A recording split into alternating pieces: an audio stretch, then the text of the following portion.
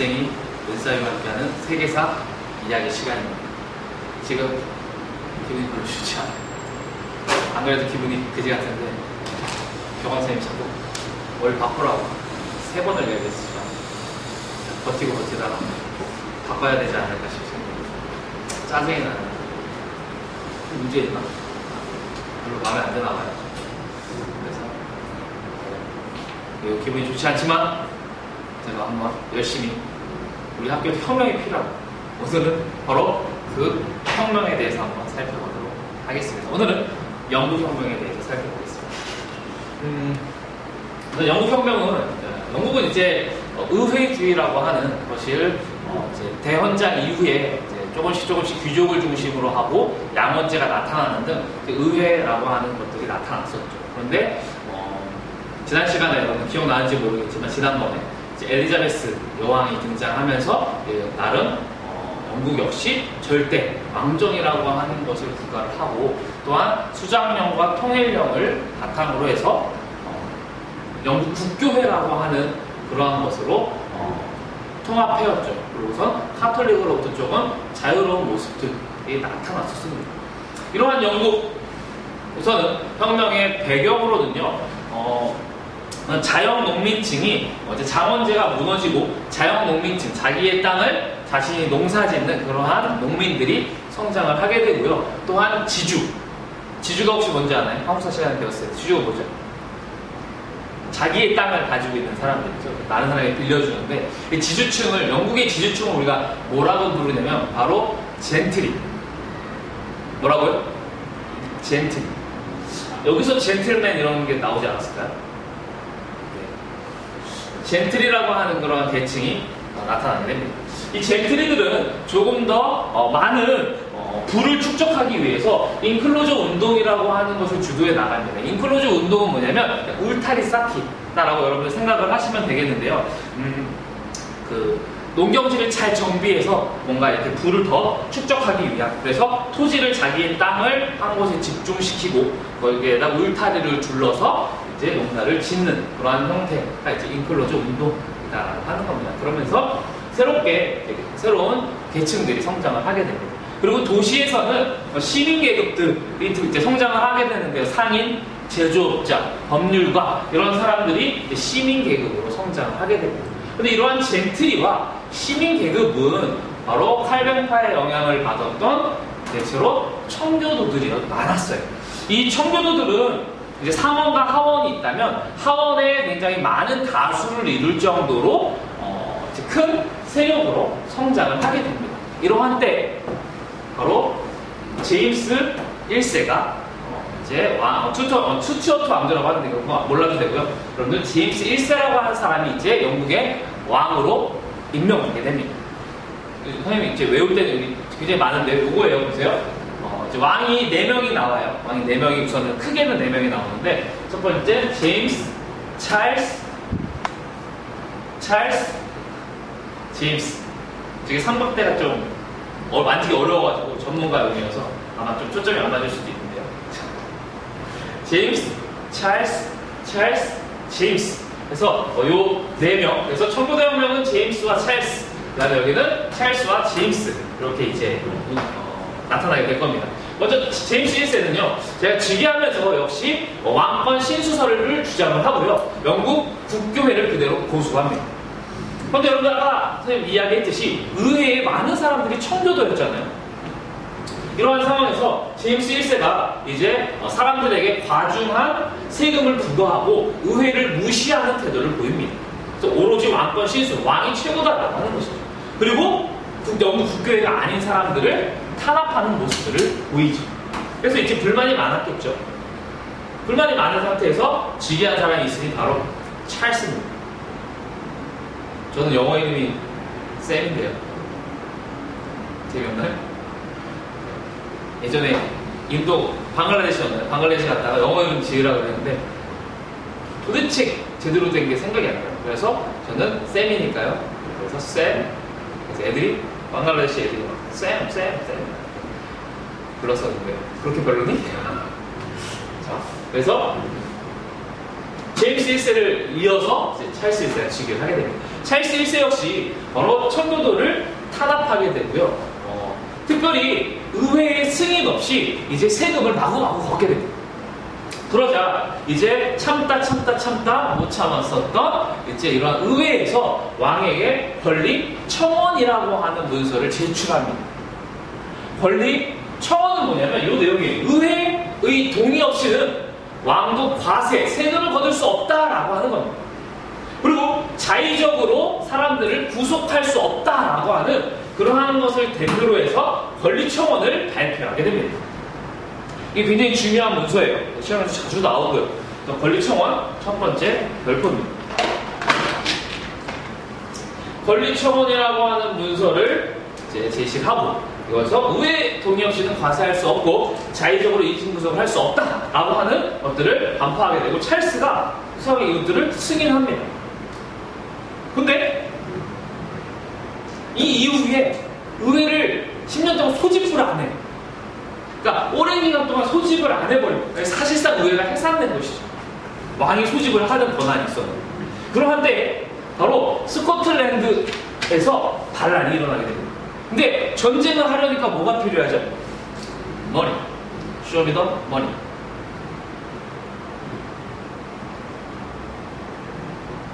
네. 지금 잠깐 카메라가 멈춰져 있었었죠? 쇼미더 머니. 돈이 필요한 거예요. 그래서 어쩔 수 없이 바로 의회를 소집을 하게 됩니다. 근데 의회 사람들이, 의원들이 불만이 어땠을까요? 많았을까요? 적었을까요? 많았겠죠. 왜? 의회 소집을 안 하니까. 약속 해놓고서는 의회 소집을 안 해버리니까 애들이 야, 씨, 니네 뭐 하는 짓이야? 라고 하면서 이제 왕에게 저항하는 모습들이 나타나죠.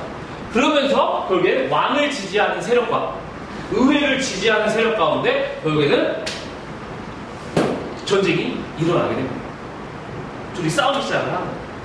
그래서 이 두 세력 간의 싸움에서 누가 승리하냐면 바로 의회파가 승리합니다. 이 의회파가 승리하는데 가장 앞장섰던 인물이 바로 크로멜이라고 하는 사람입니다. 누구라고요? 크로멜. 유명한 인물입니다. 그래서 의회파가 승리하면서 이제 찰스 1세를 처형하고 의회 중심의 공화정이 형성이 되게 됩니다. 이 공화정의 핵심으로 바로 크로멜이라고 하는 사람이 등장을 하게 됩니다. 크로멜은 크로멜이 등장을 하게 되면서 이제 크로멜의 세상이 되죠. 크로멜 뭔가 미안해요. 걔들이 생각이 안 나네요. 크로멜이 호국경이라고 하는 지위에 취임을 하게 됩니다. 그리고 이 크로멜이 독재 정치를 행하게 돼요. 약간 청교도주의적 독재 정치를 취하게 됩니다. 그리고 항해법이라고 하는 것을 제정을 하는데 항해법은 뭐냐면 영국과 영국 식민지에서 왔다 갔다 하는 그러한 물건은 오로지 영국 배만 이용하게 한 것이죠. 영국이 이때 식민지가 많았거든요. 근데 이 당시에 이러한 중개무역으로서 많은 이득을 얻었던 나라가 바로 축구로 유명했던 우리나라 배구로 우리나라를 눌렀던 바로 네덜란드가 굉장히 큰 타격을 받게 됩니다. 네덜란드랑 관계가 안 좋아요. 그리고 이 시기에 이제 영국의 이쪽에 있는 아일랜드를 정복을 하게 되죠. 이 시기가 크로멜의 정치인데 너무 독재를 하게 되다 보니까